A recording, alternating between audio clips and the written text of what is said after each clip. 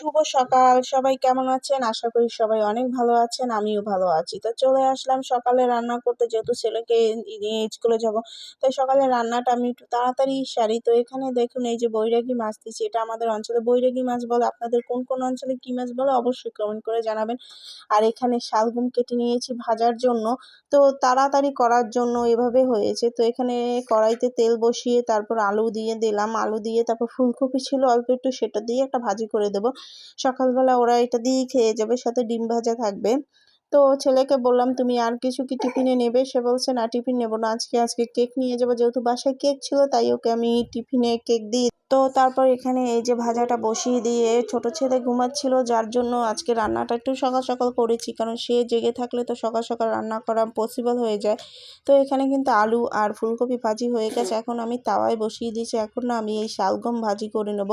তো শালগমটা ভাজতে গিয়ে মানে এইটা না এভাবে স্লাইস করে, একদম পাতলা স্লাইস করে কেটে তারপর ভেজে, এভাবে আপনারা যদি কর্নফ্লাওয়ার থাকে কিংবা ময়দা থাকে বা আটা থাকে, ময়দা দিয়ে করলেই বেশি ভালো হয়। করবেন, করে খাবেন, দেখবেন খুব মজা লাগে। আমার কাছে বেশ ভালো লাগে, জানি না কার কাছে কি লাগে, তো বাট আমার কাছে অনেক ভালো লাগে। তো এখন আমি এগুলোকে একটু আলাদা করে ভেজে নিচ্ছি। ভেজে নিয়ে তারপর এগুলোকে উঠাবো। আর এটা আমি মানে শালগম না আমি তরকারি থেকে এভাবে পাতলা করে কেটে ভেজে খেতে খুব পছন্দ। তো এই যে ভাজাটা করে নিয়েছি, ভাজা করে নিয়ে তারপর ছেলেকে খাইয়ে দেবো। ছেলে উঠে একটু মানে পড়তে বসবে ভেবেছিল, কিন্তু তার নাকি শরীর ভালো লাগছিল না। যাই হোক, তা ভাজা করে রেখে দিয়েছি। এখানে এখন এই যে পেঁয়াজ কুচি আর রসুন বাটা, আমি এগুলো সব দিয়ে দিয়েছি। একটু রসুন অল্প করে, বেশি করে দিলে ঘ্রাণ ভালো লাগে। এখানে হলুদ, মরিচের গুঁড়ো, লবণ আর কিছু নেই, আর জাস্ট সরিষার তেল দিয়ে এখন মেখে নেব। তো এটা কিন্তু মানে এই বৈরাগী মাছটা কিন্তু পাতায় দিয়ে খেতে কিন্তু বেশ মজা লাগে। যেহেতু পাতা নেই যার জন্য আমি তাওয়াতেই দিয়েছি। অনেক সময় আমি পাতা না থাকলে তাওয়াতে দিই, কারণ তাওয়াতে দিলেও কিন্তু খেতে বেশ মজা লাগে।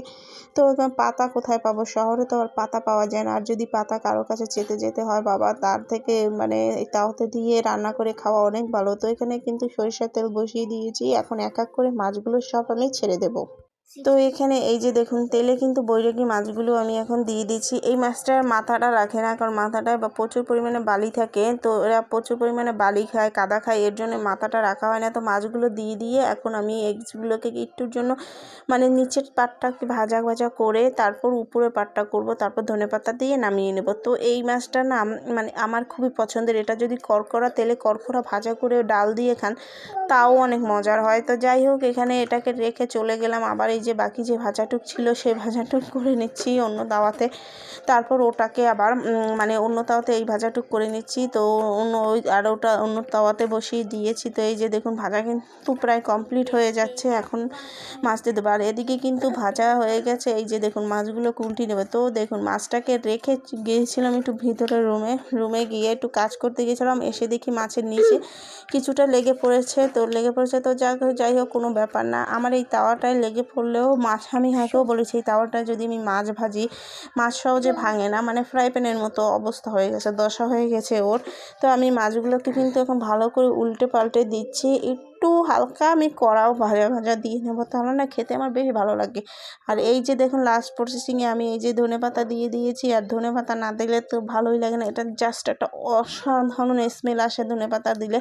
তো এখন মাছটাকে আর একবার উল্টে তারপর আমি নামিয়ে নেব। আর আমি একটু ঝোল রাখবো, কারণ ভাতের সাথে যদি একটু ঝোল মেখে খাওয়া যায় তাহলে কিন্তু বেশ মজা লাগে।